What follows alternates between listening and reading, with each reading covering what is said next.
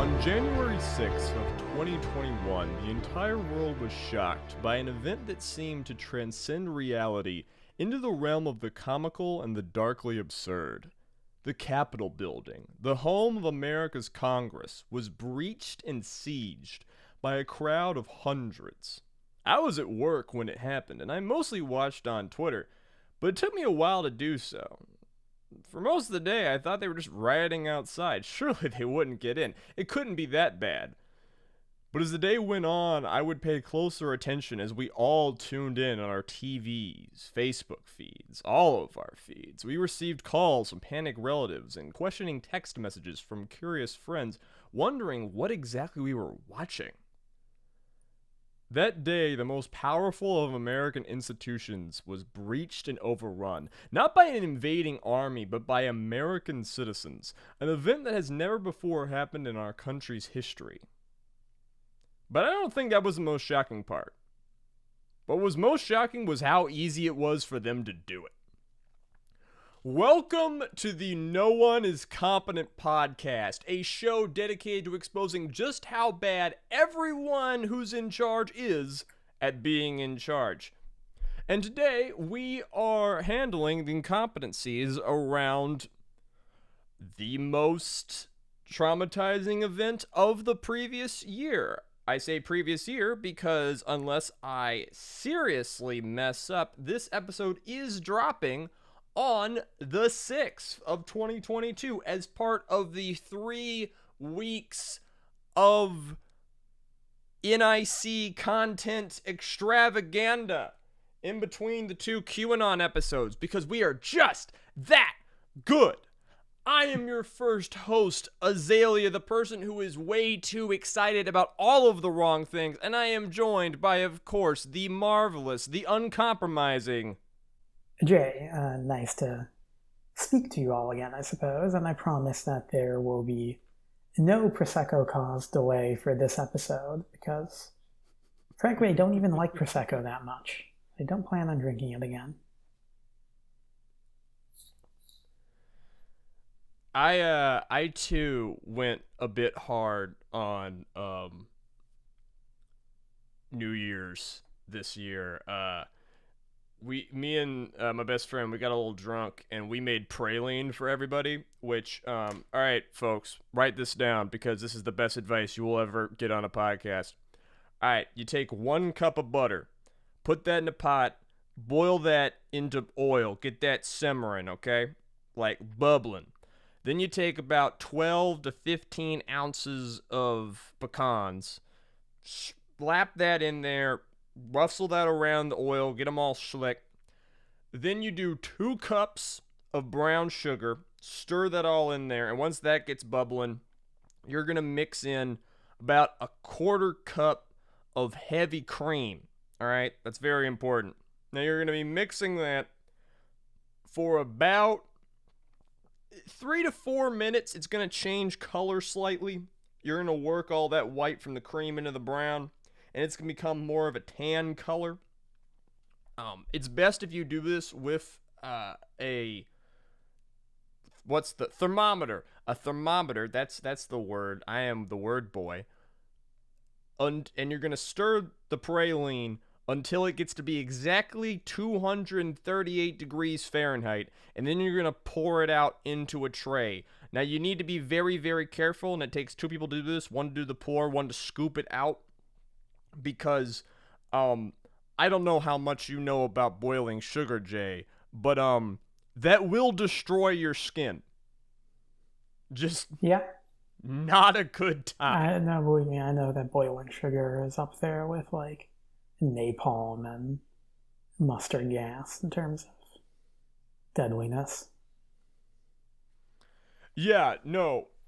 Historically, like, the worst place to be, more or less, in human history is a, like, Caribbean sugar slave plantation in, like, 1710 or some shit. Yeah. That's horrifying. Yeah. But anyway, once you have poured your praline and you allow it to sit for like a minute, it's ready to serve. Carve that shit up hot. Throw it on some vanilla ice cream, and you will like experience absolutely like nuclear reactive levels of taste bud fuckery. Just like bliss the fuck out, give you the actual shakes. How has your new year been so far, Jay? Pretty good, pretty all right. Kind of spent it with my family, so I mean, I usually spend my winter holidays with them, so it's not out of the normal. Mine's been awful. We get blissed out on praline, right? And then literally as soon as the clock strikes New Year's, okay? I come down with the shakes. Like my whole body just starts vibrating. I have no flu symptoms. I don't cough. I don't have a fever. I don't have nothing. It's not stomach poisoning. My stomach feels fine. It's not COVID. I got my booster shot like a day before, so maybe it was that, but I doubt it because I have not had any reactions to any of the Pfizer shots before. But like I don't know. So I come down with like the uncontrollable shakes. I can barely sleep that night. I'm out of it. I wake up this morning. I go outside and I immediately roll my ankle on our walkway out to the woods. And It's the bath salts. when did I take bath salts?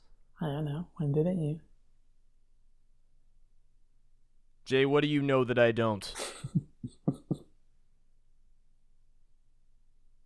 Anyway, so I'm choosing to believe that this is not the most unlucky year of my life, but rather that I'm just getting all of the bad luck out of the way in preparation for an uncompromisingly beautiful 2022. You know what I did for this year, Jay? You know why this is going to be the best year of my damn life? What? I just bought a daily planner. A daily motherfucking planner. I have spoken to a lot of adults with ADHD, and they all say this is the way. Every single day, organized, planned, You do realize disciplined. that it's 2022, not 1982, right?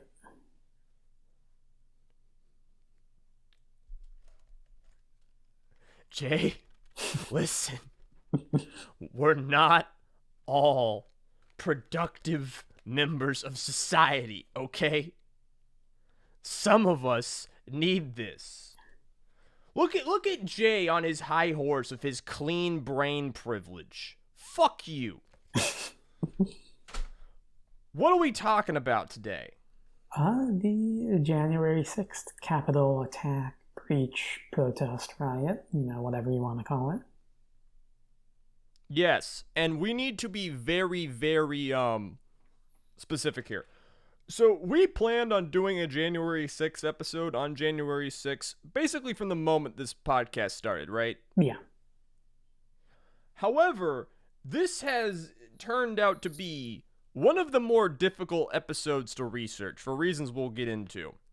But a big reason that it's been hard for us to put this episode together and why this episode is so long is because there's just a lot surrounding the 6th and on the 6th. And there's a lot of incompetencies to talk about.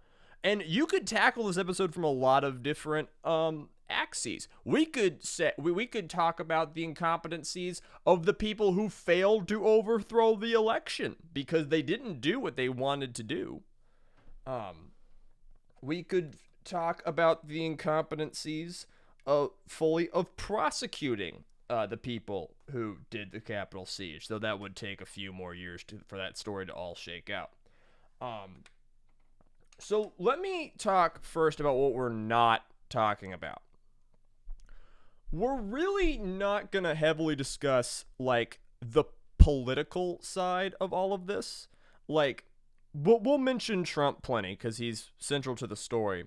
But this is not the story fully of the 2020 election fallout and all of, like, the schemes to overthrow it and to subvert democracy and whatnot.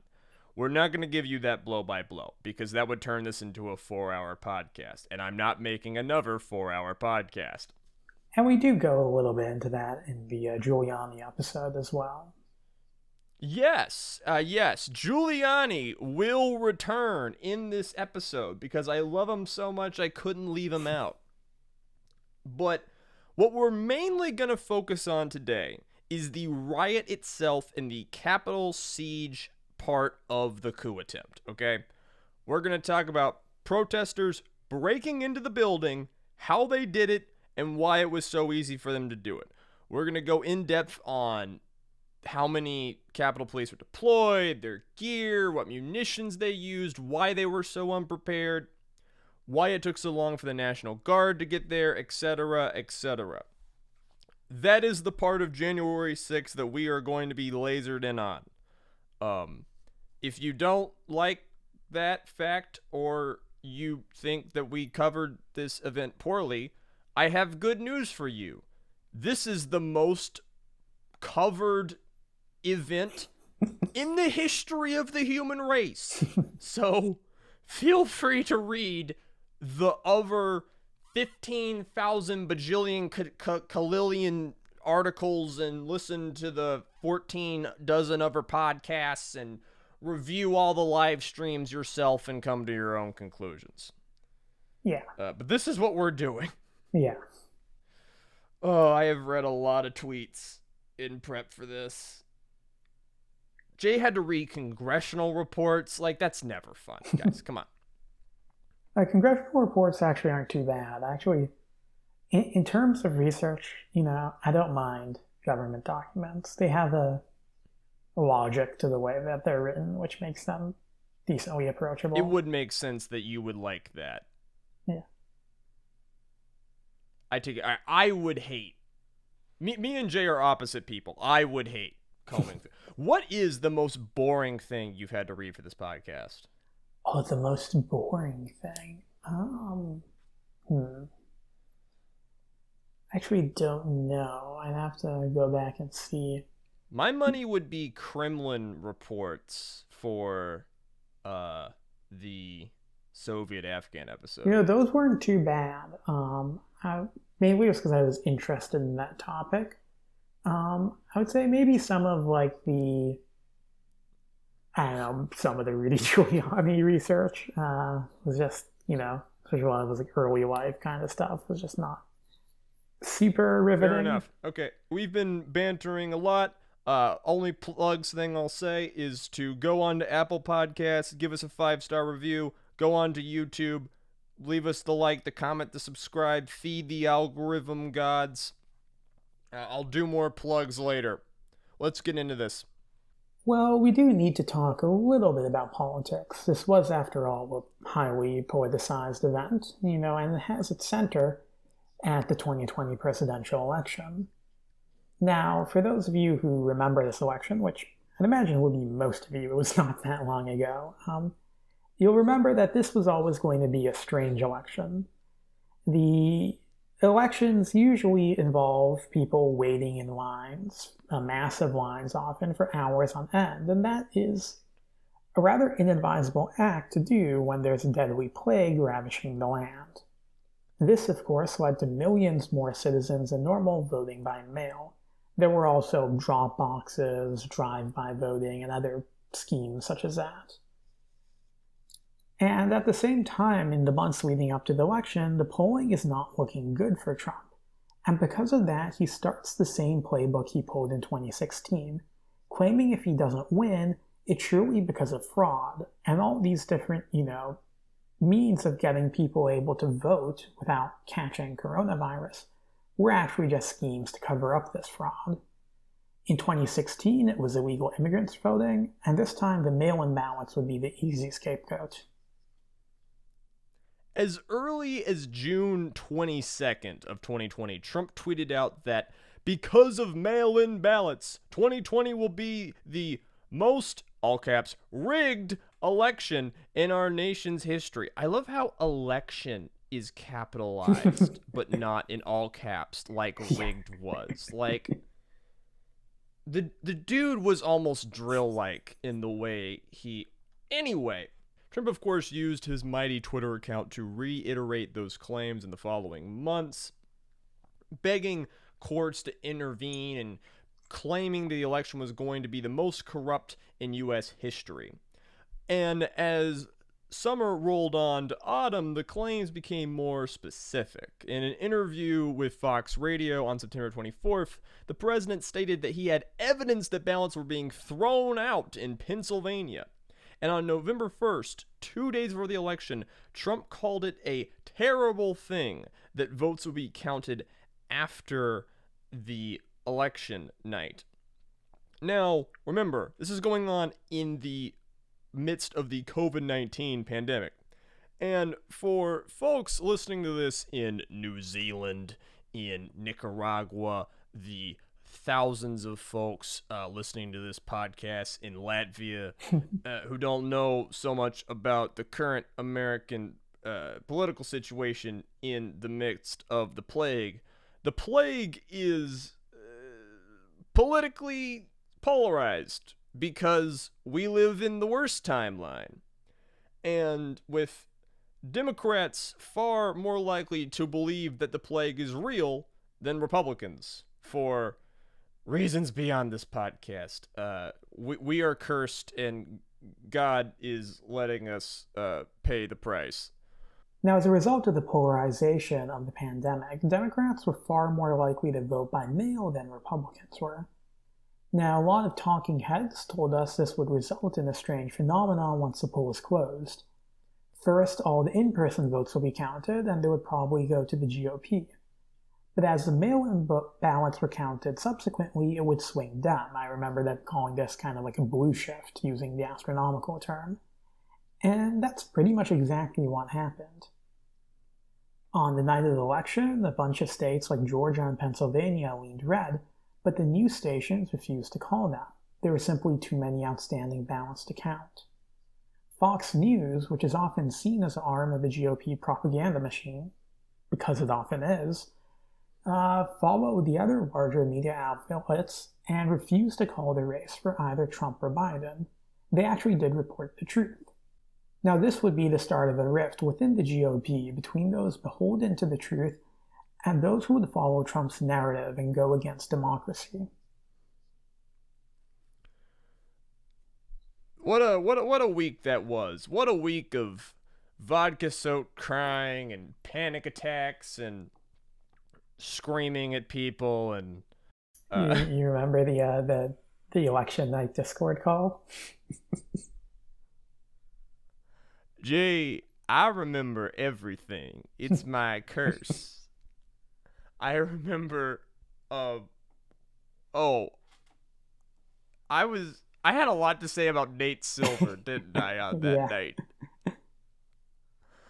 Ooh, that was actually far from my lowest moment. Anyway, because modern humans are utterly addicted to knowing everything as soon as possible, folks aren't gonna wait for everything to be counted and reported. You know, it's kind of amazing that, like, there was a time in human history where, like, you would travel 2 weeks to vote, and then you would find out who the new president was in, like, I don't know, 3 to 4 months. But everyone now wants to know who the new president's going to be at, I don't know, 8 p.m. Eastern Time. So they start reporting the results before they've counted all the results. And America got to see everything initially go Republican and then slowly shift to Democrat. And because there's millions more votes by mail than have ever been cast before, it took days upon days to basically responsibly count all of them. And it took a long time for, say, Pennsylvania, Nevada, and Georgia, whatnot, to get it all counted. And it was clear that Biden had won the election on Saturday when all of the networks called the race in a cascade that totally didn't look like a rigged collusion. But Mr. Donald Trump, he declared his own victory that night. early in the Wednesday morning. And this set up the narrative that Trump would use over the course of the rest of his term, that he won the election and then it was taken away from him. This created this kind of really pathetic, sad, drawn out act of Trump trying to stay president over the course of November and December. Trump was surrounded by lawyers who claimed that they could use the rules here and there to nickel and dime win the election. The most notable of these was Mr. Rudolph Giuliani, of course, the subject of the inaugural episode of this honorable No One Is Competent podcast. Yeah, many of the lawyers and operatives, both within and outside of the Trump campaign, were likely motivated in part by the desire to just make a quick buck off of Trump's rabid fans. And this was far from a new phenomenon. Really, ever since the start of Trump's modern political career in 2015, a whole slew of scammers, both small and large, would follow him like pilot fish following a drifting shark. In 2019, Politico identified dozens of PACs that had raised millions of dollars, ostensibly in support of the president, but in reality were keeping the money seemingly for themselves. And, this would continue on. In spite of the scammers, however, there were certainly those involved in this whole affair who did genuinely believe in the morality of their actions. And also, at a certain point, it doesn't really matter, right? Yeah. Now, most of these efforts to nickel and dime a Trump win came through attempts to sue courts in states all across the country, mostly, say, Michigan, Pennsylvania, Georgia, Wisconsin. Those are the big ones they focused on. And sue precinct people and, try and audit the counts and whatnot.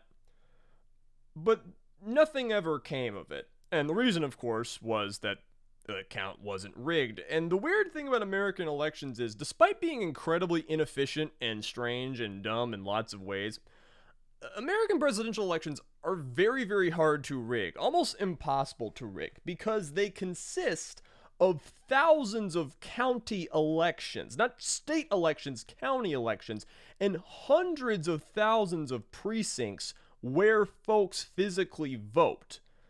And most of these precincts are laughably insecure, right? Go on YouTube right now and you can find dozens of videos of people talking about how poor the security is at their local precinct, which is run out of a Methodist church and staffed entirely by octogenarians, right?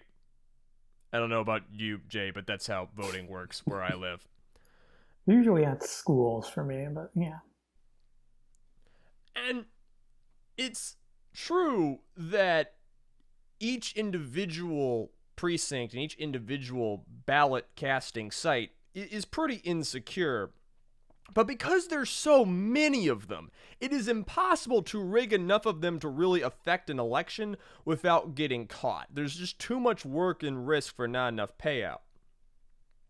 Again, Michigan, Wisconsin, Georgia, and Pennsylvania were the key states for the Trump campaign to try and sway. And these states, there were a few Trump hardliners who would have given it to him, but there weren't enough of them to actually change the outcome and rig anything. A surprising amount of the GOP were like, yeah, no.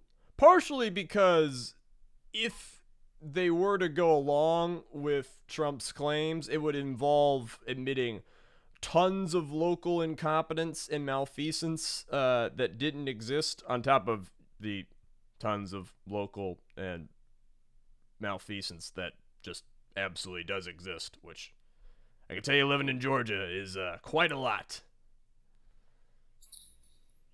Now, this would be the first round of what would be called the Stop the Steal movement. And many news organizations, from Fox News to OAN to Newsmax, would echo Trump's claims that the election was stolen. As we'll see in a moment, they were far from the most influential element. A series of deadlines would pass around the country in November and December, and you had all these court cases and everything. And these would lead to the final deadline of January 6th, 2021. So, again, there was never any chance for Trump to reverse the election and be president. But within the Trump ecosystem of propaganda and posting, there were tons of people saying, oh no, we can change the result here and here and here and here. And they just kind of kept backing up as each prophecy was not fulfilled. But January 6th was the final deadline, like the final thing they focused on, because that was when Congress would certify the election. And on January 6th, what the mob was ostensibly trying to do in their coup was to stop the certification of the election, which is why we should probably talk about what the certification is. So, remember, the president is elected not by the people, because the United States is not a democracy, but by electors. Each state and the District of Columbia have electors. The amount of electors a state has to vote in the presidential election is equal to its House representatives plus its 2 senators. Okay? This all adds up to 538 votes. These electors are chosen by the election that took place on the 3rd, and then that determines who the electors essentially will be, and then they do the real vote about a month afterwards. And then that real vote goes to Congress where it is certified, okay? And this is a very boring and rote process of Congress rubber stamping the election.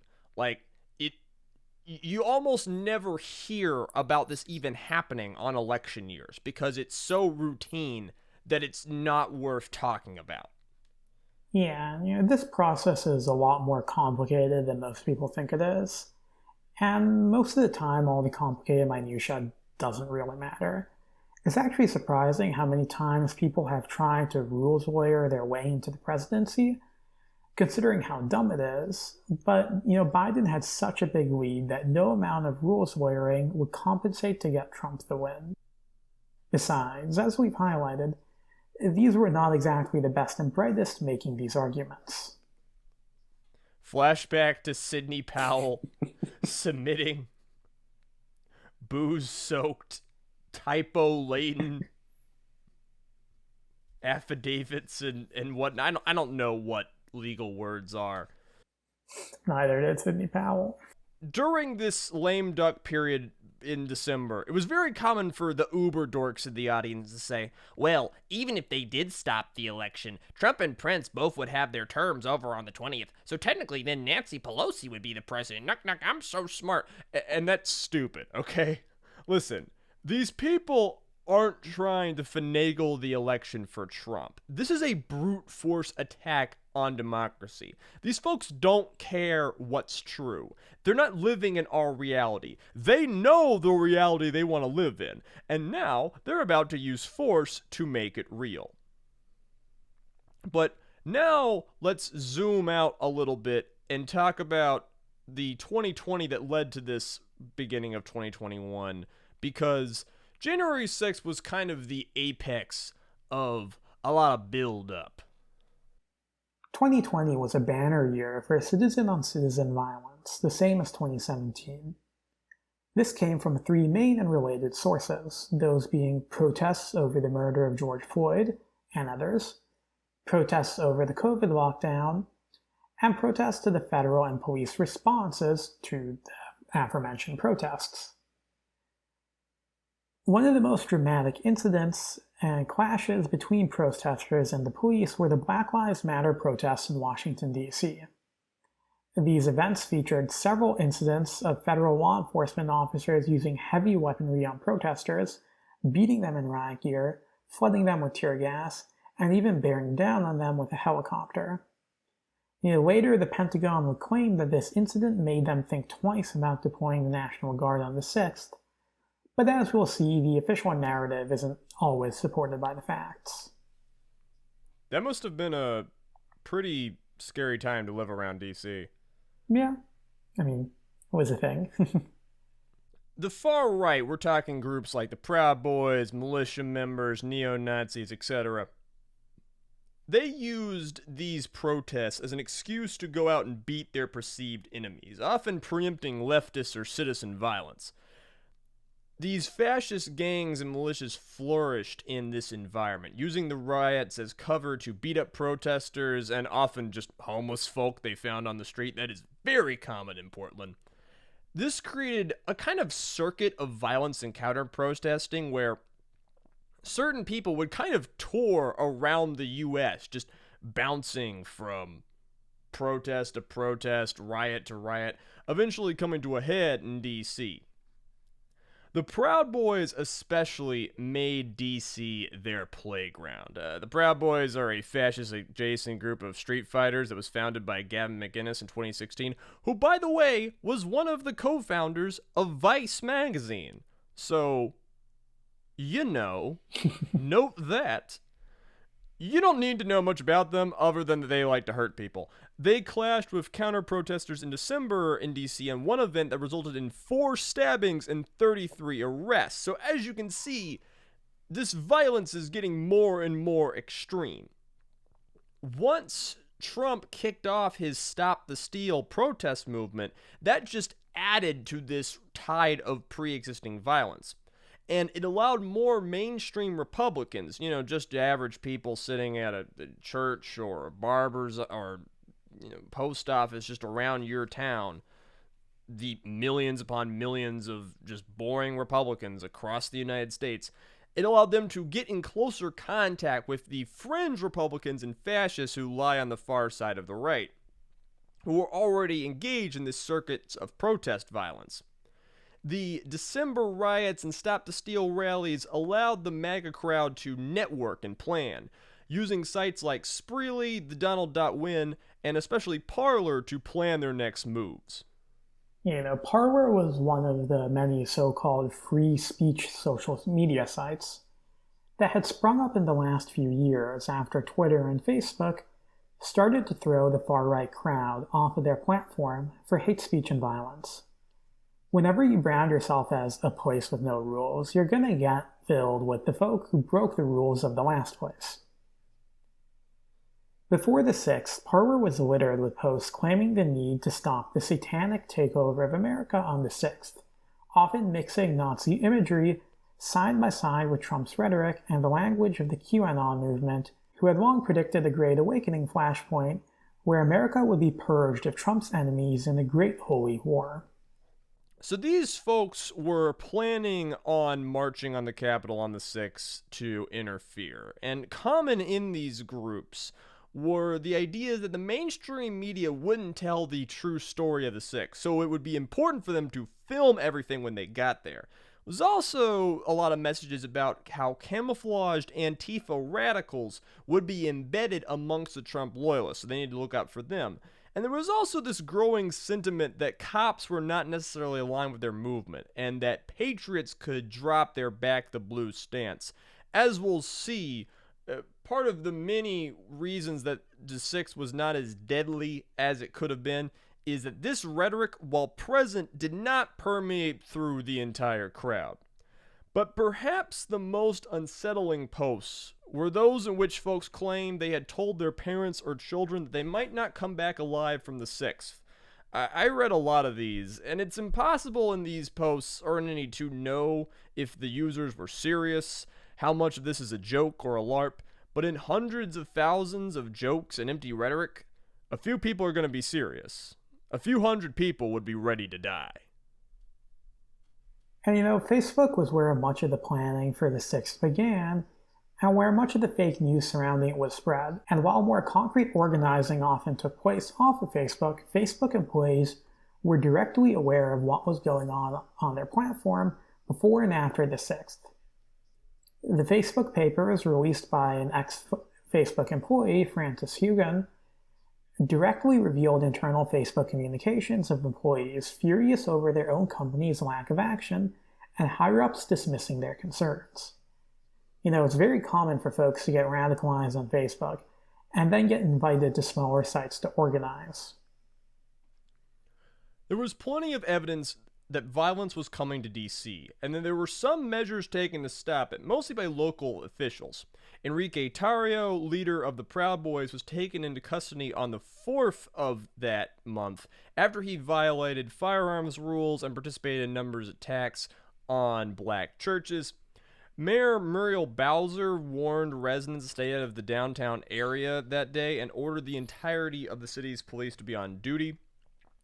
There's a lot of debate over how well Bowser handled the events. I don't really have an opinion on it. I will say she did seem to take more action than most folks, but I'll leave it up to everybody to draw their own conclusions. Yeah. Frankly, I don't care about the politics of a city I don't live in.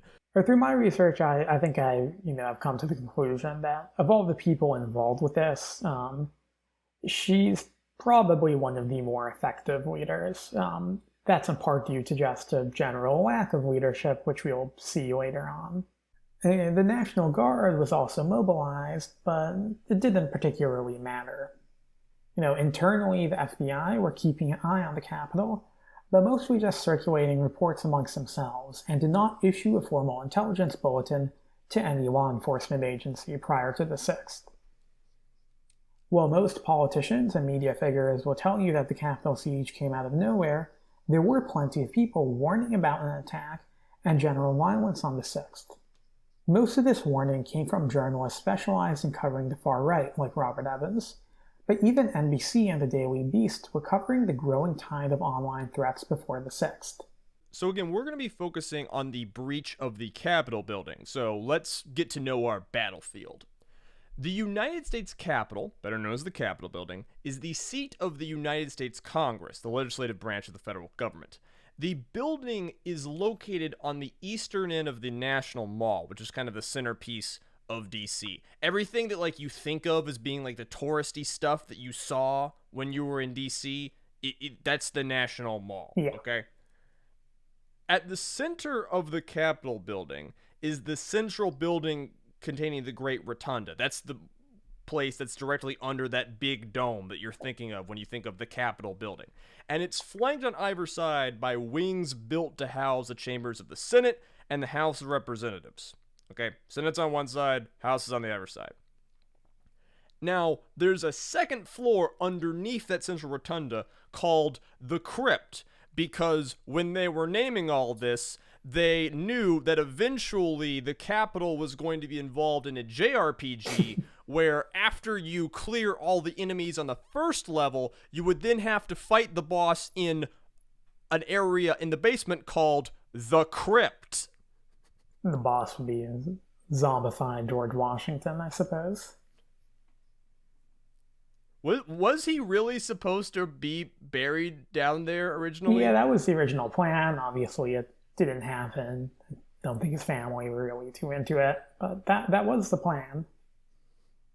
Yeah, and this building is huge. If you haven't been there, it is way bigger than you're picturing. It's more than 2 football fields long, and there's dozens upon hundreds of administrative offices, offices for congressmen, tons of different small places just littered throughout, tons of staircases. It's actually not very complicated architecturally, but if you don't know where you're going when you're in there, it's easy to be a little confused because it's all so samey and whatnot. And also because it's so big, it's just physically hard to get around in there. Yeah, the second floor of the Capitol is the principal floor, meaning that's where, the actual, ground floor, or I should say the base of the Senate and the House are on the second floor. And this also features the rotunda itself. The modern Senate chamber is in the wing located to the north of the rotunda, while the modern House chamber is in the wing to the south. Now, visitors typically enter the Capitol from the eastern side of the building, which faces the Capitol Plaza. The western entrance facing the National Mall is typically closed off, save for special occasions. One key modification that was going on at this point is that the Capitol building is getting ready for the inauguration. the big inauguration speech that the president makes at the beginning of their term, that happens at the Capitol building. And that means constructing a massive complex of scaffolds and stages on the west side of the building.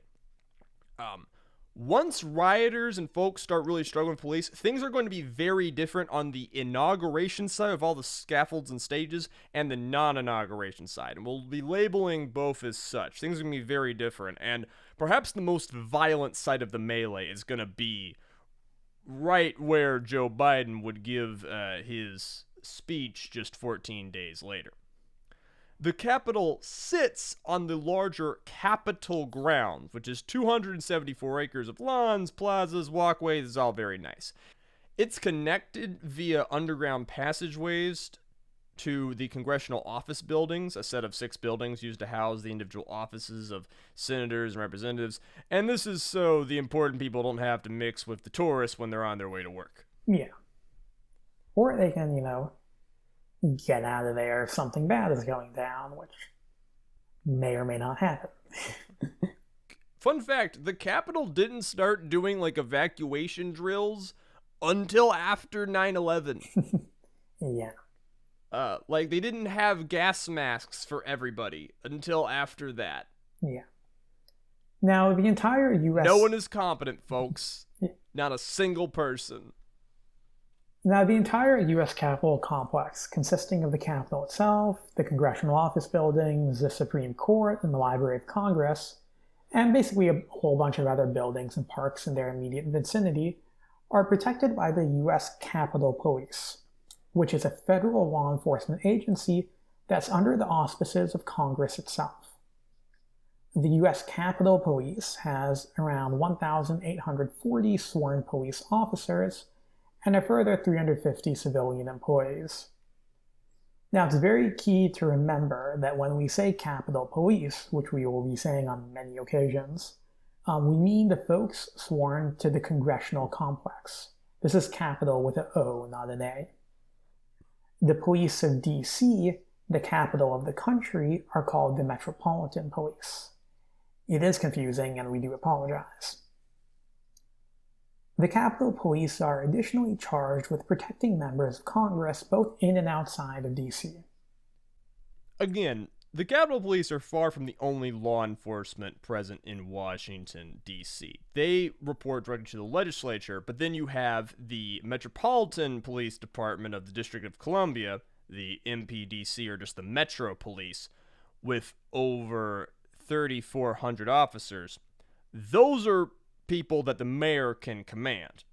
You also have the National Park Police, who are there, tasked with protecting many areas under the administration of the National Park Service, which include the National Mall, all the memorials, everything you take pictures of. The U.S. Secret Service also has a very large presence in the city. And this all adds up to the fact that D.C. has the highest number of police officers per capita of any major U.S. city, ahead of Chicago, New York, and L.A.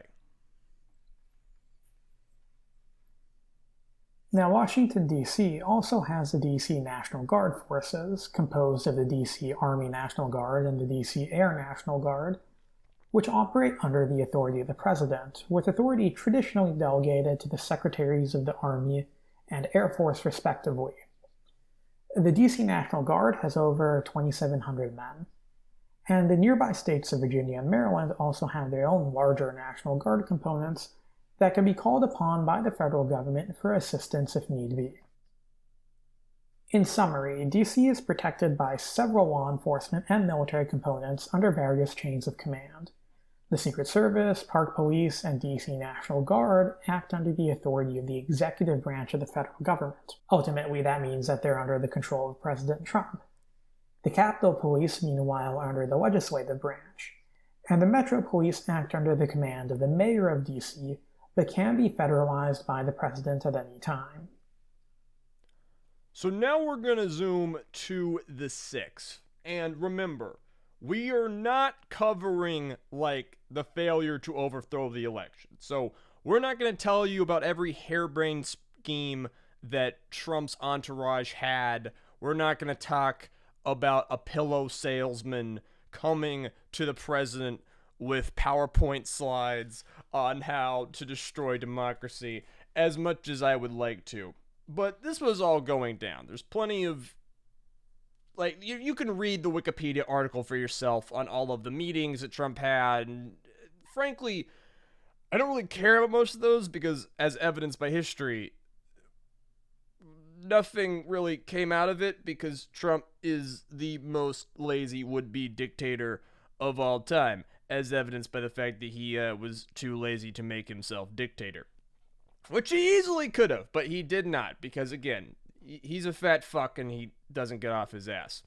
But he does love to tweet, and Trump himself had encouraged his faithful to gather on the 6th, tweeting out, "Big protest in DC on January 6th. Be there. Will be wild," with an exclamation point. At 8:17 a.m., Trump would tweet again, claiming that the state vote counts were based on irregularities and fraud, and he called on Vice President Pence to intervene, stating that all Mike Pence has to do is send them back to the states, and we win. This is part of like months of people speculating that the vice president had the power to overturn the election results, which is just flatly false by anyone with a second grader's level of intelligence.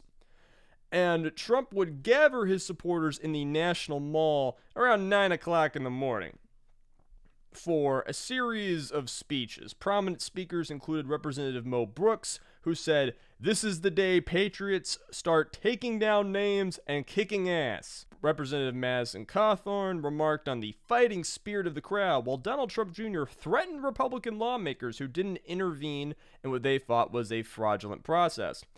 Our old pal Rudy Giuliani even showed up to call for a trial by combat. So as we can see, this crowd of thousands of people who was gathered for the president is getting fed some pretty violent rhetoric. But the rally was also a bit of a repetitive hug box. You see, every speaker was more or less the same. Some of them got bigger crowd responses than others, but there wasn't a lot of variety between the empty promises to fight against fraud and the claim that the election was rigged, and some in the audience got bored and left early. A lot of these were members of the Proud Boys and other militia gangs who had done a lot more preparing for the 6th and had plans on how to, for instance, take members of Congress hostage and what to do after that. There's a lot of difference in various groups of people in the crowd. The vast majority of people there were just average MAGA chuds and folks in their 60s and their 50s who were there to scream for Trump the way they'd done dozens of times. But there were some people who have been planning, again, as we said, on sites like Parler and Spreely and 4chan and whatnot, on their plans to attack Congress and stop the certification, because they think if they can stop the certification, Trump will still be president. Now, while all these speeches are going on, Trump has convinced a majority of House Republicans and a few senators inside the Capitol, like Ted Cruz and Josh Hawley, to challenge the legitimacy of the election. But this wasn't expected to amount to much. Cruz, Hawley, and their ilk are cynical politicians in for the long haul. They don't really care about really doing anything. More, they care about being able to say that they did do something. Again, the certification of an election is a very boring and rote process. The vast majority of the people in the Senate and in the House floor are not like on the House floor while this is going on, okay? Like they're off in their offices doing other stuff. This is boring for them. Vice President Mike Pence was in the Senate at the time. Remember, he's the president of the Senate and he's presiding over all of this. And remember, Trump was convinced that Vice President Pence had the power to stop the certification, but Pence himself was not on board. The vice president had chosen the path of reality. The Constitution does not allow the VP to overturn the election, and Pence was an adherent of reality, which would put him at odds with the Trump faithful. As we'll see later, many people inside the mob would break into the Capitol were very interested in Pence, and threats of hang Mike Pence are some of the most eye-catching things that would be said and recorded on that day, which we're about to get into. The Trump rally would swell to its largest numbers at 11 a.m. This rally is going on in the Ellipse Park, which is south of the White House. And Trump would begin speaking as the keynote speaker around 12 p.m. And he essentially just says what everybody else is saying, that the election is fraudulent, and then he just criticizes Congress and VP Pence for going along with the certification. He tells the crowd to never concede. While this is going on, those people who had left the crowd earlier, they start gathering at the Capitol, even while Trump is going. At 12:49 p.m., the Capitol Police respond to reports of explosive devices found at the headquarters of the Republican National Committee and the Democratic National Committee in Washington, D.C., and evacuate both buildings. These devices are later identified as pipe bombs. These bombs were disarmed on the scene, and the bomber was videotaped in the act the night before, but the bomber is still at large to this day because the FBI is very good at their jobs. Hey. Speaking of being great at their jobs, the reason that I just did that entire 10-minute section of the podcast alone is because Jay's Wi-Fi died, and he's now back. But when he was texting me about it, he said, "My wife died," which I had to stop from howling and laughter at mid-podcast recording thingamajig. So that was fun. Thank you, Anna. Correct. Yeah, no, it turns out that, I'm with my family right now, and they decided now was a great time to replace, I think they're replacing a fuse or a circuit breaker. So it's not that I lost Wi-Fi, it's that I lost power. So actually, right now, I'm speaking to you over cellular. So, Jay, glad to have you back. From now on, we're going to get into the meaty stuff. Rioters versus the police on the steps of the Capitol building. And we're going to attempt to give a bit of a blow-by-blow on how they got in and what they did once they were there.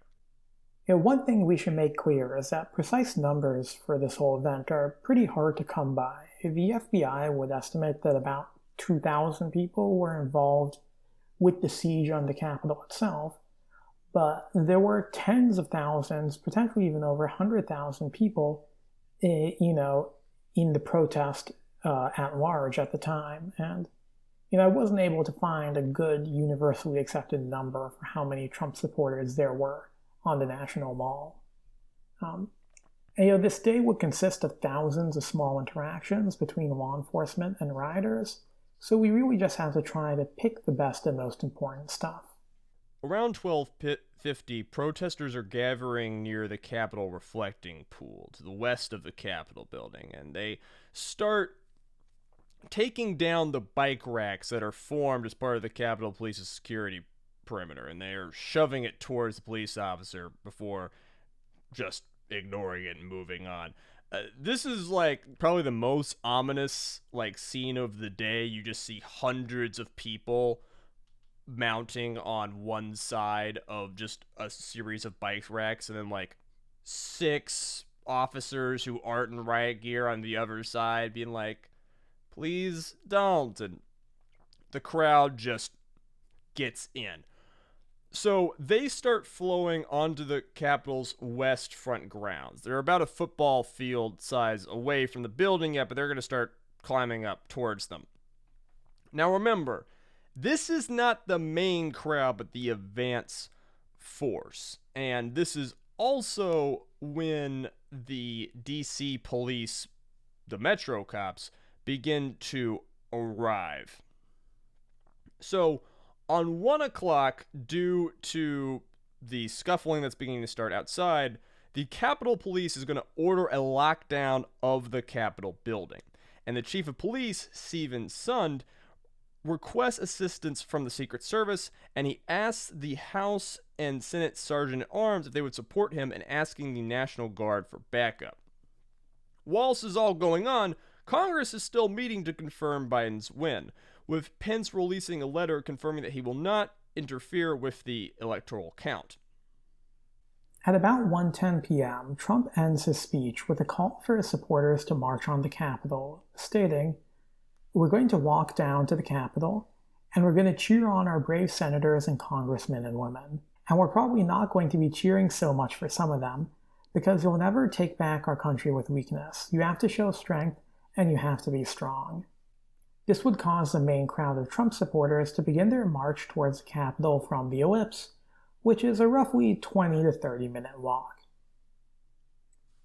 At about 1:26 p.m., the U.S. Capitol Police would order the evacuation of congressional office buildings and the Library of Congress, while at 1:30 p.m., protesters would begin to amass in increasing strength on the inauguration grounds of the Capitol, overwhelming the Capitol Police and forcing them to retreat back up the steps of the building. The police responded with tear gas, but it was to little avail. The D.C. Mayor, Bowser, would call the Secretary of the Army, Ryan McCarthy, and request National Guard support at this time. Yeah, the initial push up the inauguration steps and then like snaking around to the other side of the building would be pretty violent. Like, I want you to imagine like at some points like this, the scaffolding created corridors of just like say 6 feet across, moving up a series of steps with scaffolds and canvases like above your head. At this point, you're starting to see some cops in riot gear and a little bit of munitions, but the crowd, again, we're still dealing with the nastiest people who were there first. Some of them have some chemical irritants of their own, a lot of makeshift weaponry. And at this point, the Capitol Police officers, they're starting to get riot gear. They don't even have their shields yet because their shields are still in lockup. By 1:49, protesters are climbing the stairs and they breach the Upper West Terrace of the Capitol. The chief of police, Sund, he calls Major General William Walker, commander of the DC National Guard, to request immediate support. But Walker lacks the authority to provide assistance. Let's talk for a second about crowd dynamics. If you've seen any footage and videos of what's going on, you have to have noticed the fervor of the crowd, right? These people feel invincible. They're all shouting slogans and chants. They're screaming "Oathbreaker" at the cops. They're jeering them to either back up or join their side. And they are outnumbering the cops by, I don't know, 150 to 1. So they feel like they just are completely invincible. And this emotional override is going to allow them to trample over bike racks and start dismantling barricades. They feel like conquerors, and this euphoria is going to allow them to start climbing over walls and beat at glass windows with their bare fists. By the end of 1 o'clock, they will have pushed Capitol Police all the way up to the building itself, and they're going to start pounding on the many windows and doors of the building. Now, around 2:10 p.m. is an important time. This will be when rioters would reach the entrances of the Rotunda, House, and Senate chambers, and this would also be when a few of them would manage to smash through a first-floor window of the Senate wing, which would allow for a stream of rioters to enter the Capitol building, making their way to the doors to let others into the building itself. The breach itself, I think, like the first person inside was at 2:13 p.m. And this starts perhaps the most dangerous, but also one of the stranger phases of this whole affair. You know, there's a crowd of hundreds, soon to be thousands outside. But once the first few guys get in, there's initially just a few dozen people inside the building. And they kind of split themselves up upon a bunch of corridors because they don't really know what they're doing. Most of them probably never been in there before. And the violence kind of dies down for a sec. Sometimes you have a little bit of a staring match between the rioters and the cops, but the Senate is finally starting to take this seriously and has gone into full recess. One of the most dramatic incidents of the day would happen here. Most of y'all have probably seen the footage of Officer Eugene Goodman kind of backing up and retreating up a series of staircases and hallways as he's being followed by this massive crowd of people, including a guy wearing a hoodie with a big Q symbol emblazoned on it, because our series is incredibly relevant and we planned all of our podcast episodes immaculately. I studied this footage like in prep for this, and like Goodman's actions are really fucking badass. Like, he shoves one of the guys and like baits them away from a corridor where like Mitt Romney and other senators were evacuating, and like leads them on a bit of a wild goose chase back to his other fellow officers. It's incredibly ballsy. And that allows the senators to get out into the underground system of tunnels along with Vice President Pence. All told, these rioters were probably within 100 yards at some point of senators during this time.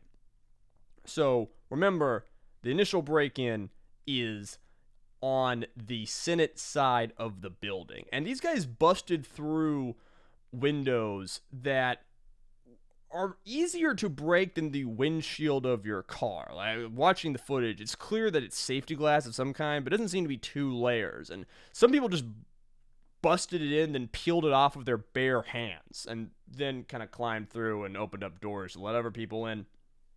And at this point, it's pretty clear to everyone in the building that things are going very, very wrong, and the hundreds of staffers and congressmen of the building begin barricading themselves in their offices. At 2:20 p.m., members of both houses of Congress would begin to evacuate the building through the tunnels with Capitol Police protection. The Senate would be mostly cleared out at this point, but the House would still be somewhat in session. Most of them are not on the floor, but a few blowhards are continuing to speak. Now, on the Senate side, as mentioned, the rioters got potentially up to a few dozen feet away from the evacuating senators, including Mitt Romney, before being led away by the cops on that wild goose chase. In the House, the Capitol Police officers would barricade the doors with furniture and draw their weapons to hold off the rioters. The House itself wouldn't be fully evacuated until around 2:57 p.m. The reason that it took the House longer to be evacuated is remember they got into the Senate side, so then they went downstairs to the crypt and they snaked their way around to the House side. Eventually, the Capitol would be breached by places kind of all over the building, but it was the Senate side people who got in first and did a lot of the early, shall we say, damage. And though that like initial barricading of the House floor was another one of the more desperate moments. At about 2:30 p.m., in a teleconference with Mayor Bowser and the Chief of Police Sund, Pentagon officials stated that they did not support deploying the National Guard to the Capitol, as they, quote, do not like the optics of the National Guard standing in line at the Capitol.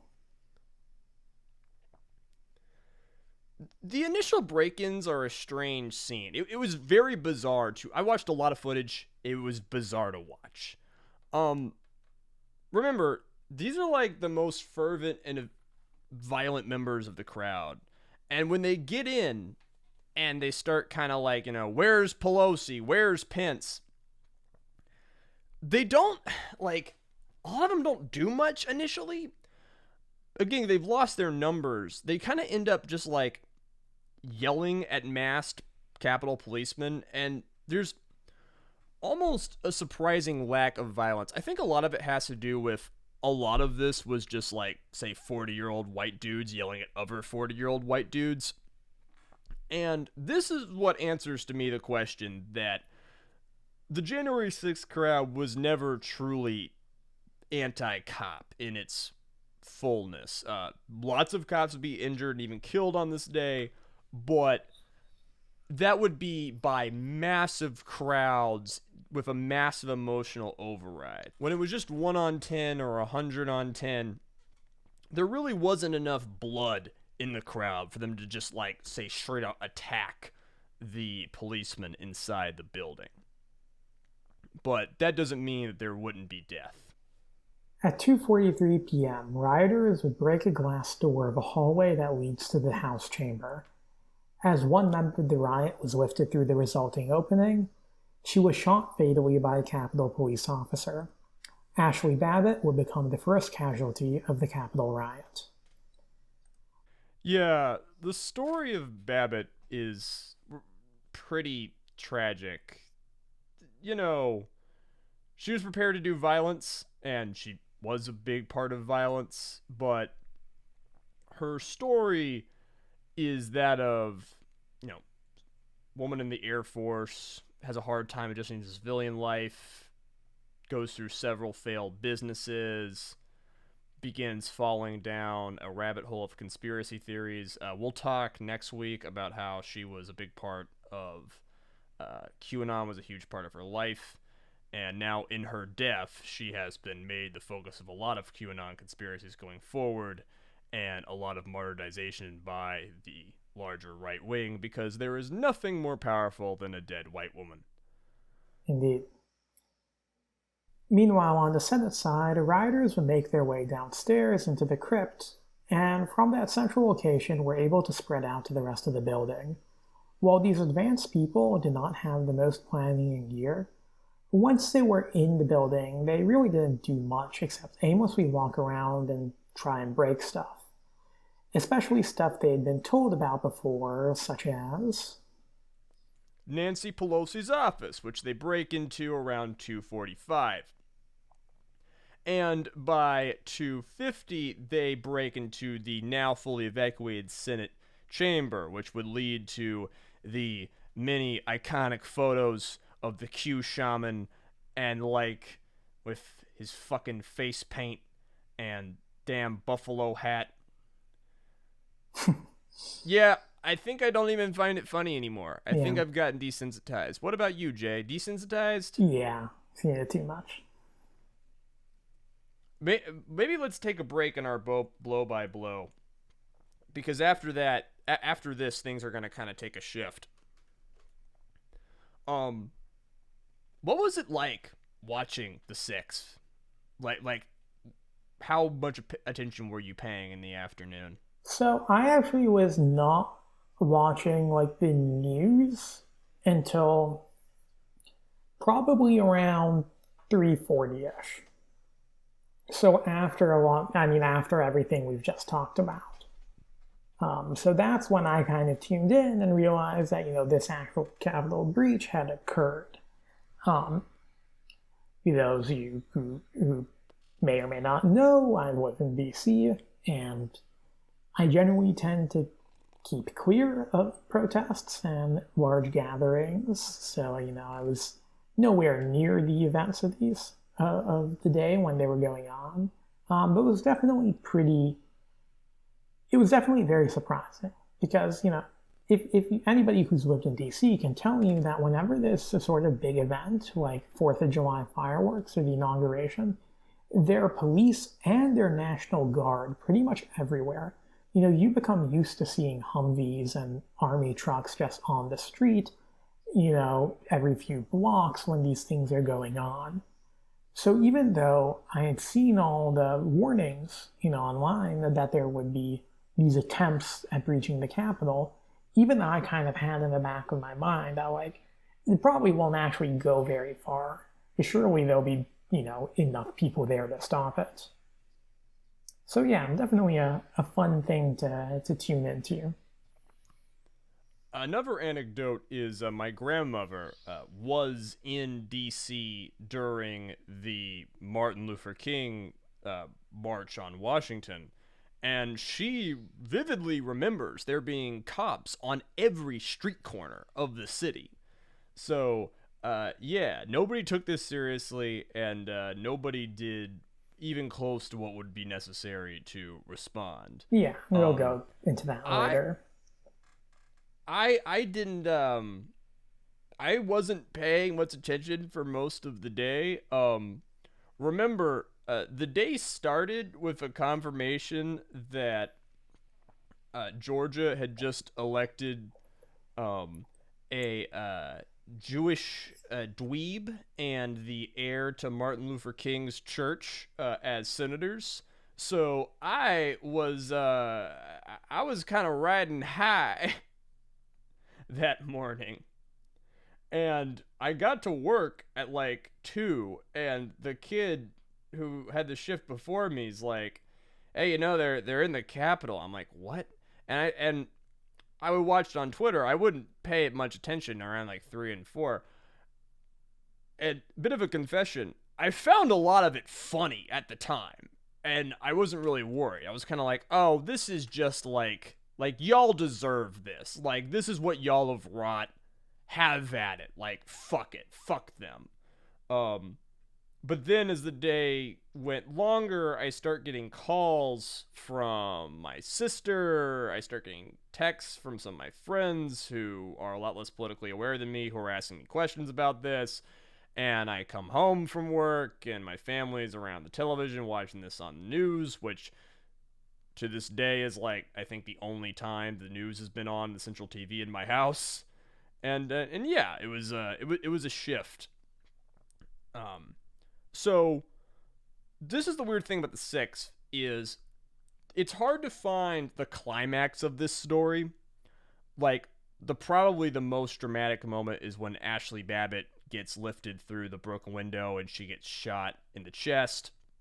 A lot of people will tell you that she got shot in the throat. That is incorrect, and that's part of propaganda. And that was all done by the advance force. But remember, the bulk of the people who are in this whole shindig, who went over when Trump ordered them to go over, they haven't gotten in the building yet. I mean, most of them will never get in the building. And they are starting to mass on the inauguration side of the building where we're going to see most of the harrowing group on group violence. But now, a look at what people in power are doing. At 3:04 p.m., Acting Secretary of Defense Christopher Miller would activate the D.C. National Guard, finally, but he didn't yet approve of a plan for their deployment to the Capitol. So they would be activated, but they wouldn't actually head over there. Shortly afterwards, around 3:10, the Virginia Governor Northam would activate the Virginia National Guard, and Fairfax County, Virginia police would enter D.C. in response to a request by the Capitol Police. Indeed, shortly after that, both Virginia National Guard, who had already been kind of mobilized a little bit earlier in the day, as well as Virginia State Troopers would enter D.C. on the request of Mayor Bowser, but prior to receiving formal authorization from the federal government. The governor basically was operating under the idea that, like, the Secretary of Defense would give him approval, so why not just do it beforehand? You'll get the approval in the end. And they did. But it's... The Army of Virginia has finally raided D.C. Yeah, it was rather entertaining. Around 3:20 p.m., as evacuation of Congress had been completed, and as reinforcements begin to arrive from agencies around D.C., including Homeland Security, FBI, the Bureau of Alcohol, Tobacco, Firearms, and Explosives, which is the most entertaining agency in the federal government, as well as police from Virginia and Maryland, the Capitol Police would begin to switch to clearing and securing the Capitol building itself. Indeed, it would only be shortly afterwards, at 3:25, where the Senate chamber would be officially cleared of rioters by the Capitol Police. Remember, that initial force, they've been in there for about an hour, and they've kind of resulted to petty vandalism, stealing shit. They get into Nancy Pelosi's laptop. That would kick off a whole saga where they'd steal her laptop, which would lead to a woman breaking the glass ceiling on fascism. That's a story for another day. And a whole bunch of, like, people live streaming, and you see another guy live streaming in the background of another dude's live stream. And they're just kind of like, they're pissing on the walls. They're just monkeying around. These are not. I'm really conflicted about this, Jay. Like, I am totally down with calling this a coup. Yeah, it's a coup. It's an assault on government, assault on democracy. But like, the more and more research I do into this, it's like these guys really had no. Like they would have torn apart. Like, I have no doubt these people would have torn Pence and Pelosi like limb from limb if they'd gotten their hands on them. But like, once there was no available target or like clear plan or direction, it's also worth mentioning that all these people are cut off from communications because there was a cell blackout. Yeah. Like, once you got in the building, your cell phone stopped working. The coup definitely implies a level of planning that, or unified planning that wasn't there. And yeah, I do agree that like, AOC would later talk about the events of these days, and like, yeah, I imagine if they got their hands on AOC, it would have not gone well. I have to figure that. Or they would have killed her. Yeah, I have to figure that they were kind of expecting that like the Q predictions would come right, and like the police would be on their side and they would let them in and let them do whatever. And when that didn't really happen, and when there weren't any targets to go after, they just didn't really know what to do. I mean, for a solid 3 hours, everything was going their way, right? And so they had no reason to think that things weren't going to continue to go their way. Like, they probably thought that Trump was ginning up troops to come and help them. Yeah. But like, these guys are just idiots. Like, they're just idiots. Like, they're just committing, like, you've done one of the most significant acts in American history, and now you're just like milling around, stealing podiums and taking selfies. Yeah. And eventually, they would be met by Capitol Police, who have finally gotten their hands on some equipment. Between 3 and 4 o'clock, those fully riot-geared up cops would get into the rotunda, which is the central part of the Capitol right under the dome. And once there was like, say, 40 all geared up cops, they cleared the rotunda within 20 minutes. These guys melted in the face of actual resistance. Yeah. At 4:17, Trump would tweet a video telling supporters, "You have to go home now. We have to have peace. We have to have law and order." But there would not be law and order. The inauguration side of the Capitol, which again already saw a lot of combat, would now face the full crush of around 1,000, possibly 1,000 plus Trump supporters. And it would turn into an almost medieval warfare scenario. Okay, the cops were beaten back up the stairs as things just turned into a melee. And they would eventually be crowded into the inauguration tunnel where the president would come out to address the crowd just 14 days later. And this would turn into this like push back and forth in this tunnel as rioters beat cops with makeshift weapons like fire extinguishers and hockey sticks. Several cops are dragged into the crowd by their helmets, including a cop with the last name of Sicknick, who would later die in hospital care from wounds and stuff related to this event. You can watch footage of it. It's pretty disturbing stuff.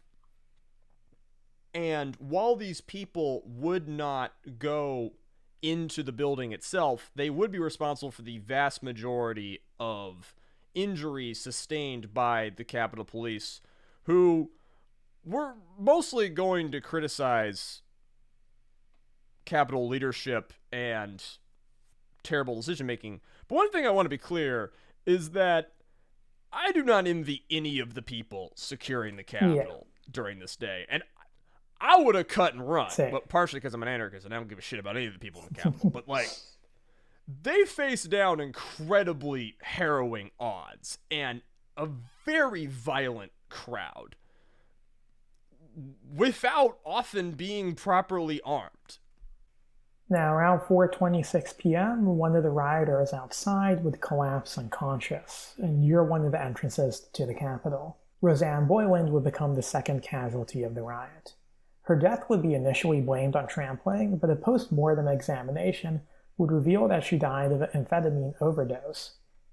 Now, the screams for help for Boyland were lost in the crowd. Some cops actually did try to come and reach and help her, but they were prevented from doing so. Dozens of crush injuries in general were be sustained by the mob as it began squeezing its occupants under incredible force. You have to imagine that no one can hear anybody under the din of just everyone shouting. That's related to, the heart attacks that would take place on the day. A lot of people, this is the most exciting thing that's happened to them in a very, very long time. It's also incredibly stressful. People forget because a lot of people are used to getting crowded into small, tight, packed places with lots of people, and you don't enjoy it, but nothing goes wrong. But when a crowd starts really getting angry and agitated and starts moving quickly, people can die incredibly quickly in what's called a crush. And they're very, very dangerous. At 4:32, Secretary Miller would authorize a plan for the D.C. National Guard to deploy into the Capitol. The D.C. National Guard has been waiting for 3 hours at this point, but this is finally the time they're giving the orders to deploy. And everything kind of cascades down. The Virginia State Police have shown up at this point. The Capitol is mostly cleared of rioters internally by 5 p.m. The D.C. National Guard get there at 5:20, and they assist in securing the building, clearing the grounds, and establishing a new security perimeter. The Virginia State Police officers would clear the inauguration zone. And as the sun begins to fall, just kind of all the dominoes fall down. Everybody finally gets there, and they get it all done one way or another. Once things start going poorly for them, most of the rioters begin to disperse of their own accord. They're not there for a long, entrenched fight.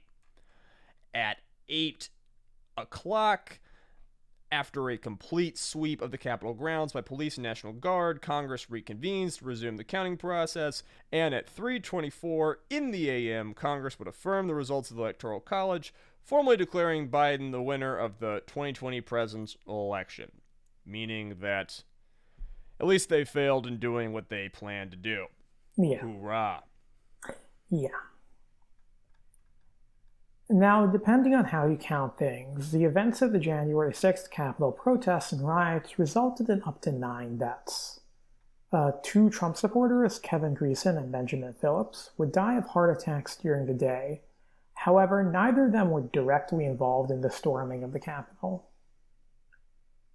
Ashley Babbitt and Roseanne Boyland would die during the siege, as mentioned, though the latter's death is directly attributed to an overdose. There's a lot of misreporting about all of these deaths, every single one of them. Yeah, there's definitely a lot of confusion, and a lot of the very early media reports you'll hear, will be corrected later on. Officer Brian Sicknick of the Capitol Police would die the following day of a stroke. While the stroke was not directly tied to any physical injury, it's quite likely that the stress and trauma of the prior day's events combined with pre-existing medical conditions to lead to it occurring. Indeed, 4 Capitol Police officers would commit suicide following the events of January 6th. Officer Howard Liebengood took his own life 3 days after the 6th, and Officer Jeffrey Smith, who was hit on the head during the riot, did the same on January 14th. 2 more officers involved in the response, Kyle DeFreytag and Gunther Hashida, committed suicide in July 2021. And we will be considering them casualties of the event, along with the dozens of injuries and head traumas sustained by the people who were fighting. This all leads us with some obvious questions. How was the U.S. Capitol building, the seat of the legislative branch of the most powerful nation on earth, breached by a group of angry rioters with makeshift gear and mostly screams to their name. And the answer to that question largely lies in a series of faulty assumptions made by the Capitol Police and the federal government, as well as likely intentional decisions and delays on the parts of officials close to Donald Trump. Usually on this show, we adhere pretty closely to the whole don't attribute to malice what you can to incompetence. But depending on who you ask, a little bit of malice here. A little bit, yeah, a little bit of both.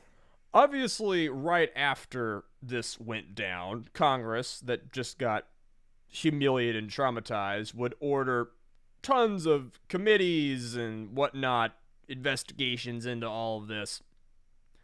And they would reveal a series of failings. Yeah, these come from a report that is titled Examining the U.S. Capitol Attack, which is by the Committee on Homeland Security and Governmental Affairs and the Committee on Rules and Administration. And you can look it up yourself. It's a very long report. A lot of the things we're mentioning are really just summaries because, it is almost shocking how many things they identify as contributing factors to this whole fiasco. It really does not paint anybody in a good light. So I do actually recommend reading it if you are interested in this whole affair. Now, federal intelligence agencies, according to this report, severely underestimated the situation. As we mentioned beforehand, in the run-up to the 6th, neither the Department of Homeland Security nor the FBI issued formal intelligence bulletins to the Capitol Police or any other police force about the potential for violence at the Capitol on the 6th. Online discussion, planning, and threats made before the 6th were dismissed by both intelligence agencies as, quote, First Amendment protected speech and empty threats. The Capitol Police, meanwhile, was suffering from several institutional failures. The Capitol Police's own Intelligence and Interagency Coordination Division was aware of many of the threats of violence made online prior to the 6th, including social media posts calling for a breach of the Capitol, but similarly did not view these posters as a serious issue. The rank-and-file police officers thus went into the 6th largely ignorant of the storm that was brewing, not having been briefed on these matters as a result of their higher-ups' complacency. Indeed, the Capitol Police had repeatedly informed the Department of Defense prior to the 6th that National Guard assistance would not be needed to safeguard the certification process. And most of the officers that the crowd first met had almost no crowd control gear. A lot of the riot gear was actually locked up in trucks and would not be made available to them until, hours after this began. And one of the things that was actually kind of most shocking that was mentioned in this report was that on the day of the 6th, the chief of police seemed actually ignorant of the procedure he needed to go through, which required the approval of the Capitol Police Board to formally request DC National Guard assistance. This would delay his call for assistance, though, to be honest, an earlier call probably wouldn't have changed the situation since, as we discussed earlier, the DoD was initially hesitant to get involved. That guy got fired, right? Yeah. The Capitol cops in general were woefully unprepared to contend with a serious dynamic threat like the one they faced on the 6th. The chief of police had not ordered the preparation of the department-wide staffing and operation plan prior to the 6th, and deployments were instead handed out on a largely ad hoc basis. This means that all of the officers were not on the same page. Independent commanders were not designated prior to the 6th, and many senior officers were directly engaged in the situation on the ground. The chain of command momentarily collapsed under a lack of direct orders being communicated over the radio. Out of over 1,800 officers, only 160 were trained in advanced civil disturbance tactics and the use of, quote, hard protective equipment. The visors, the batons, the pads, the shields. Many officers were not provided with helmets, shields, or gas masks at the start of the day, and such equipment was slow to be distributed over the course of the siege. Now, the Department of Defense, for their own part, had their own several failings. The DoD was slow to act, initially citing concerns about optics, though we can debate how true that motivation was, especially when the people doing this were all Trump appointees. Secretary of Defense Miller finally authorized National Guard involvement at 3:04 p.m., but it would take an hour and a half before an actual plan for deployment would be approved. Miller would later claim that he gave all approvals for deployment at 3:04, and that the order was sent down to the Secretary of Army Ryan McCarthy. Ryan McCarthy, on the other hand, believed that a plan would have to be drafted and then go back up to receive final approval again before it could be enacted. And this resulted in over an hour of mission planning that the actual commander of the DC National Guard, General Walker, viewed as unnecessary. So yeah, essentially they're all kind of just blaming each other and trying to cover their own asses. And they'll all say that the reason they were so slow in response was due to an overcorrection from the events of summer 2020, when they've been criticized for beating protesters bloody in the streets of DC. And while it's true that those were discussions that were happening, let's remember there was no institutional reform or official bureaucracy restraining Defense Secretary Miller from actually doing anything.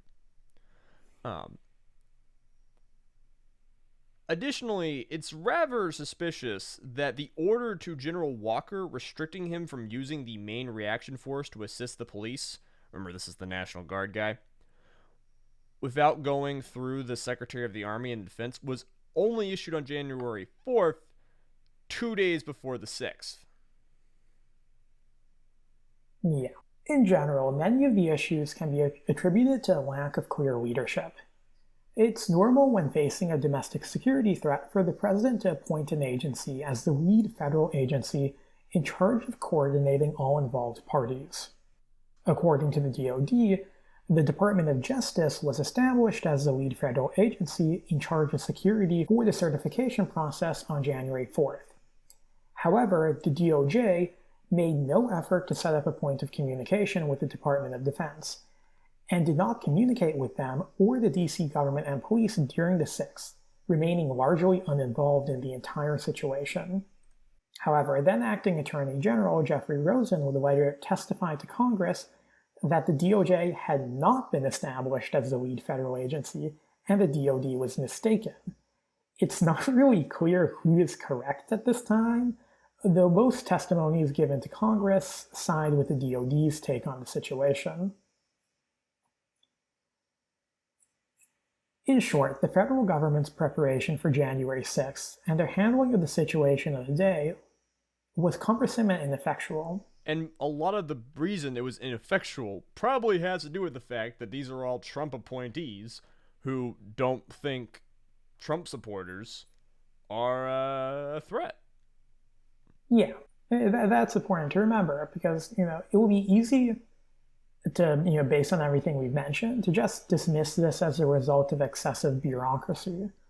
But it's worth noting that this level of bureaucracy is normal and fundamentally important when it's there to exist to ensure that there's civilian oversight over the military. You don't want the military just making decisions on their own when it comes to dealing with civilians. Indeed, the poor preparation and response to the Capitol siege stems not really from bureaucracy as an idea, but from the specific people in charge of this bureaucracy. The Trump administration, as mentioned, from the top down did not view the far right as a threat. They were, after all, Trump's political base. Trump's most loyal appointees, such as many at the Department of Justice, were downright sympathetic to the rioters. Even those who weren't came in with a general bias that right-wing white protesters are not a threat to the government, unlike Antifa, Black Lives Matter, and other such movements.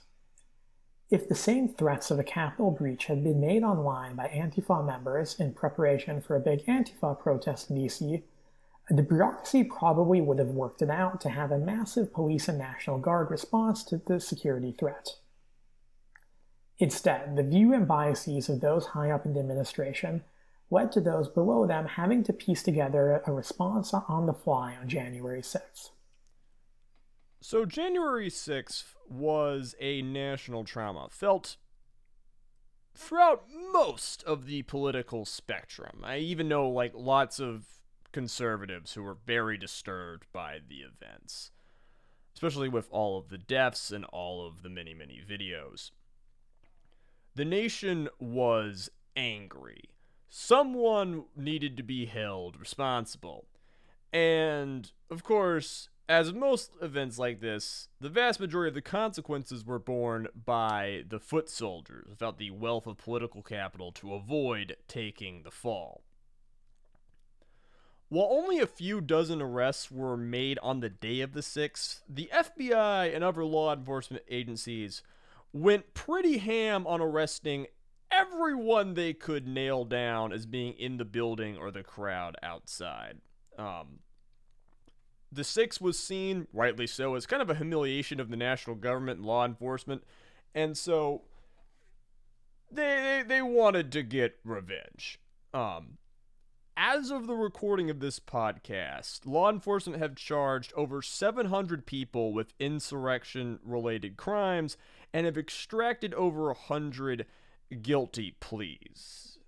You know, you'd expect a lot to come out of this because the last time the US government rounded up this many Nazis went to the moon, but it's a lot less dramatic. Those 700 or so people is pretty much everyone who got inside the building or can be seen assaulting an officer. But the thousands of people who participated in the riot, many of them will not be charged. And those of them who were charged, they weren't charged with much. Yeah, of the over 100 guilty pleas, the vast majority of them have pled down to misdemeanor charges and won't spend a year in prison. In fact, only around half of those pleading innocent are even facing felony charges. Most of the felonies are for corruptly obstructing, influencing, or impeding an official proceeding. There are also around 200 charges for assaults on police officers. These range from civil disorder to assault with a deadly weapon charges. Almost everyone was charged with entering or remaining on restricted grounds, and everyone's been charged with parading, demonstrating, or picketing the Capitol building. The first carries a maximum of 1 year sentence, and the latter is even lower. So the vast majority of people are getting off with, at the worst, just a few months of jail time. If you want to see what everyone's charged with, Insider, the website, magazine, news place, whatever, they have a really great table under their article. 727 people have been charged with the Capitol insurrection so far. This searchable table shows them all. You can probably get that if you search that up. And you can just see basically everybody who participated by name and the state they're from, and most of the charges are stuff like entering or remaining in a restricted building, disorderly and disruptive conduct in a restricted building, violent entry and disorderly conduct in a Capitol building, parading, demonstrating, or picketing in a Capitol building. And sometimes you'll get the more serious assaulting, resisting, or impeding certain officers, knowingly entering or remaining in a restricted building or grounds without lawful authority, disorderly and disruptive conduct in a restricted building or grounds. And there's a few dozen conspiracy charges, with high-profile hearings set for April. Now, these mostly involve heavily armed militiamen, including the Oath Keepers, which is a far-right militia movement. And some of them have documented plans to take congressmen hostage and whatnot. Most of this is yet to play out. I'm not going to give a prediction about whether or not they're actually going to make those charges stick. I really have no idea. some of the charges are going to stick. A lot of the Yeah. lower level stuff is almost certainly going to go through. And the reason for this is because there is an insane amount of evidence to all So of much these evidence. crimes. Remember, this group had planned to heavily document what they were going to do when they got to the 6th. And there is just an uncountable amount of live streams and documentations of what went down in this event. As Alan Fuhrer for the New York Times put it, never in the history of humanity has there been a crime documented as well as this one as it was happening, including by the defendants themselves. But in all those charges of violence, conspiracy, picketing, there are a few words that you might have noticed are suspiciously missing.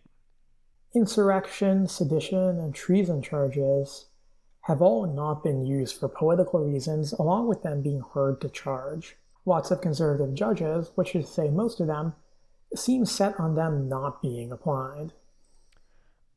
I did a little research into this, and while it seems obvious to a lot of people that this was like a coup against the government, this was you're literally trying to disrupt an election, you're trying to overthrow democracy, that this is an insurrection, this is an attack against Congress, there's people screaming, hang Mike Pence, get Nancy Pelosi, attacks against the vice president, against the Speaker of the House, that these are insurrections, treason, these coups, sedition. U.S. legal code is really not good with those kinds of things. Yeah. We basically never get the opportunity to try those kind of offenses, like to prosecute them, and thus prosecutors don't really know how to do it. Like, the last time we charged anyone for sedition was back in like 2010, and that didn't even work.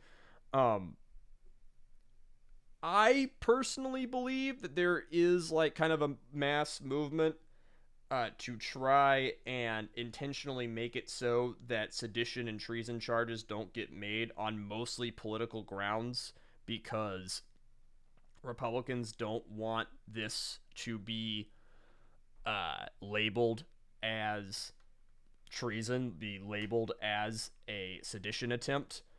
Whether or not you Yeah. believe me is your prerogative, but you should, because I'm right about everything.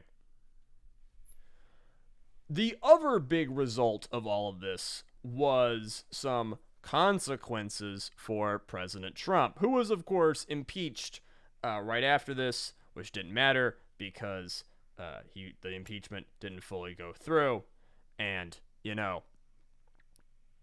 he was probably way more upset with losing his Twitter account. Yeah. In the fallout of all of this, there were some Republicans who claimed, and I believe them when they say, like, the day later, they were shaken up and they were outraged by all of this. Because, Mitch McConnell and all of the Senate Republicans love their hoity-toity rules and procedures. But ultimately, President Trump is yet to see any consequences for this event, and he will probably die before he does, because he's a very old and unhealthy man. Yeah. Yeah. Most of the mainstream Republican Party was at least a little quieter about the Stop the Steal rhetoric after the 6th, speaking mostly in euphemisms and dodging questions while still signaling their loyalty to the lie. More or less the only GOP member interested in prosecuting the coup is Liz Cheney, one of the 2 Republicans on the House's January 6th Commission, and she was thrown out of her leadership position back in May due to that. And as mentioned, there are still ongoing investigations and going on to this day. Of course, this was all the child of a large media ecosystem that Donald Trump sat at the center of. Of course, he ginned up and motivated this riot, but he didn't do it alone. In the past month, the text messages of Trump's chief of staff, Mark Meadows, were released as part of the January 6th Commission. And it turns out that while the Trump faithful were ransacking Congress, several Fox News hosts like Laura Ingraham and Sean Hannity were begging Meadows to get to Trump and ask the folks to leave. They would later get on TV that day and deny the seriousness of the attack. Social media will also never be held to account. Parler was famously kind of used as the scapegoat for all of this, as its web hosting was shut down. It was essentially burned off of the internet, so Facebook and Twitter and the like could all deny all of the influence and responsibility they had in this, though we now have Facebook internal documents that where a lot of the employees certainly think that they were partially responsible with this, so, that's something. Yeah. But social media will never be held to accountable. The mass media will never be held to account. Politicians will never be held to account. We will never get a satisfying conclusion to any of this saga, or pretty much any consequences to anyone in power. But new stuff about it will be coming out for the rest of our lives. After January 6th, there was no more violence related to the inauguration of Joe Biden. Washington, D.C. was flooded with enough National Guardsmen to invade Belgium, and good old Joe took the oath of office to begin the most half-assed presidential term in living memory. I just want to note that I wrote that, and Jay didn't see it until he just read that bullet point. So it's a good line. There are a lot of parallels between the January 6th attack and 2017's Charlottesville rally.